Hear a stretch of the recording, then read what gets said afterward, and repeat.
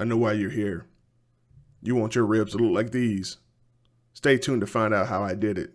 This is Jamison in the Kitchen.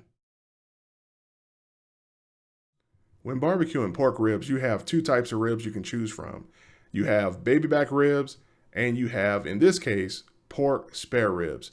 These spare ribs are St. Louis style cut spare ribs because the brisket portion has been removed from the spare ribs. These are going to be delicious in the smoker because they are going to have great flavor from all of the collagen and the connective tissue that melts and dissolves when we actually cook this at a low temperature in the smoker. The first step in cooking spare ribs is to rinse the ribs off and to pat them dry so that the seasoning will adhere to them. Also, we need to remove the membrane on the back. The membrane is this tough tissue that sort of encases the backbone of the rib. And this is one of the common mistakes that people make when cooking spare ribs is that they leave the membrane on and they don't remove it.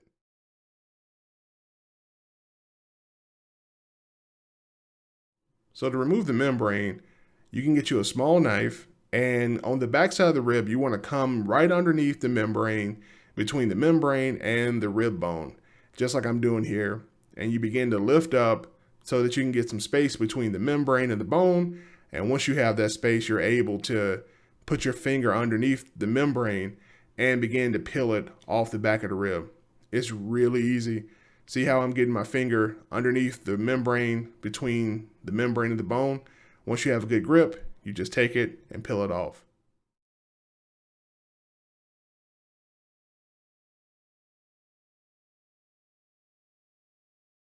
Now that we've got the membrane removed, we're actually ready to season the ribs. So I like to start on the back side of the spare ribs, and I have my seasoning rub prepared. It is a rub that I get from one of the big box stores, and I mix it with another rub. So it's somewhat of a concoction, but I can tell you exactly what's in it in the description below. And I just start by generously applying the rub to the back of the ribs, and I just work it in with my hands. In this video, I'm using my bare hands to do it, but obviously you can use a pair of rubber gloves to do it also, to keep your hands from smelling like seasoning.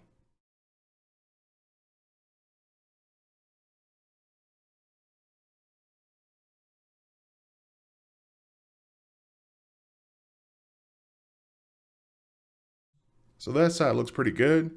Now that we're finished seasoning the ribs on the back side, what I want to do is pick the ribs up. And you see that I have some seasoning on my cutting board. I'm going to take the ribs and actually collect the rest of that seasoning on the side of the ribs that haven't been seasoned. That way I don't lose any rub, and I can already kind of get a head start on seasoning the other side of the ribs.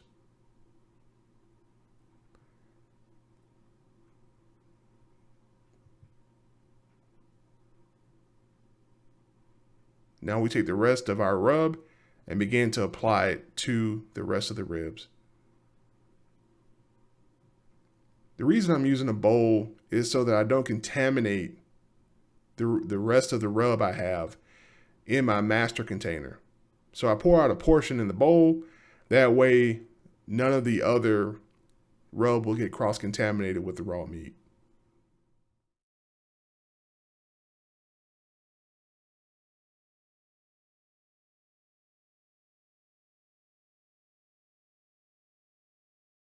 So here we're just putting on the finishing touches on this other side of the ribs with the seasoning. One of the best things about using a rub is that you get to actually feel how much seasoning you're putting on the meat, and it gives you a sense of exactly how seasoned your food is going to be once it gets done cooking. At this point, what we want to do is make sure that we cover this part of the rib as well with more seasoning, because that's also a flavorful piece of the rib. When people are eating your ribs, they're going to taste all of the different parts of the rib, and you don't want any of it cooked without seasoning.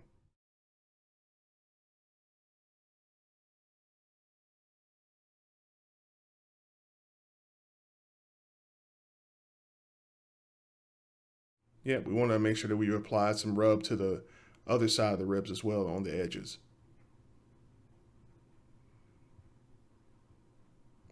And that right there is how I season my St. Louis style spare ribs. It's really easy, it's really quick, and these are going to be delicious once they come out of the smoker.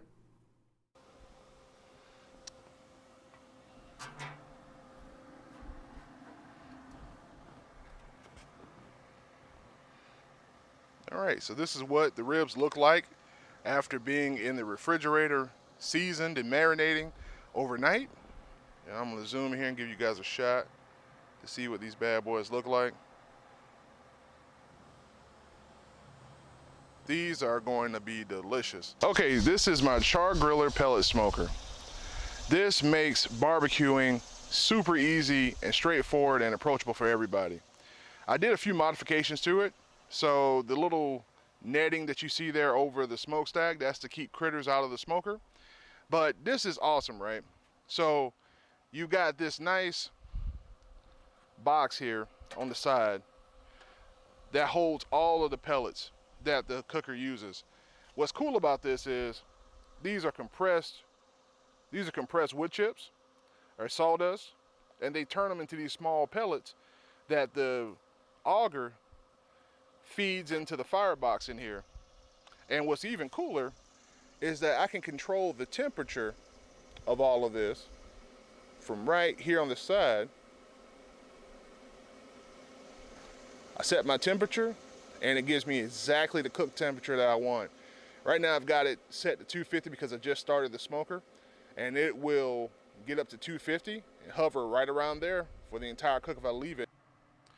All right, so I adjusted my smoker to 275. This is what the ribs look like after smoking for 2 hours.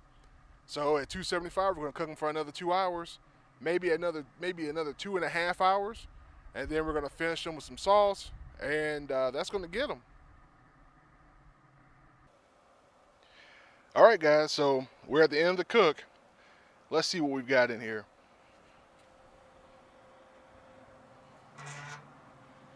Oh man, those are perfect. Perfect. We're 4 hours into our cook.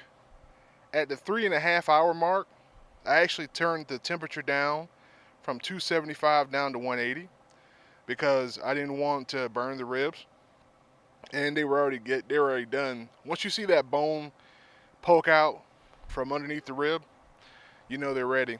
So here's the almost finished product. If I were just eating these ribs, I would eat them just the way they are right now. But I'm giving these ribs to someone, so I'm going to actually glaze them with barbecue sauce. Personally, I don't prefer barbecue sauce on my barbecue.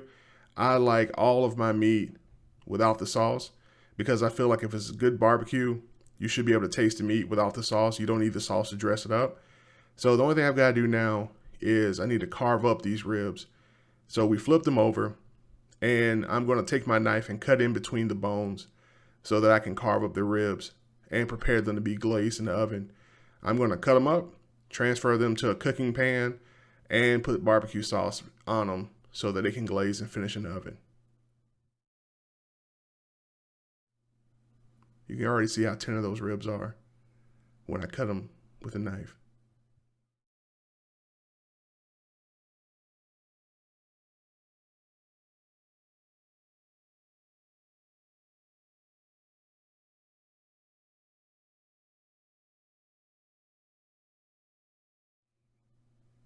Look at that rib.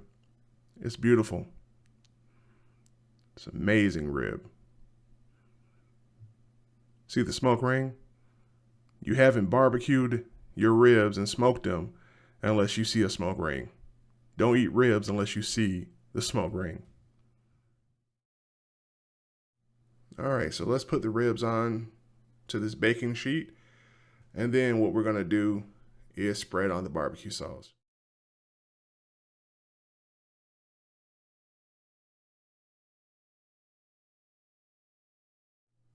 Now that we've got the ribs in place, I'm going to baste them with my basting brush using Sweet Baby Ray's Hickory and brown sugar barbecue sauce.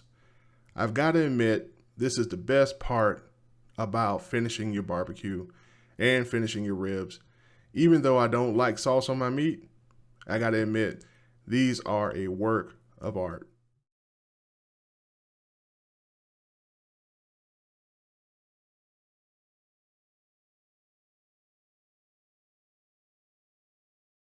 The only thing left to do is to put these in the oven at about 200 degrees and we're going to let them stay in there until the sauce becomes sticky and tacky to the touch.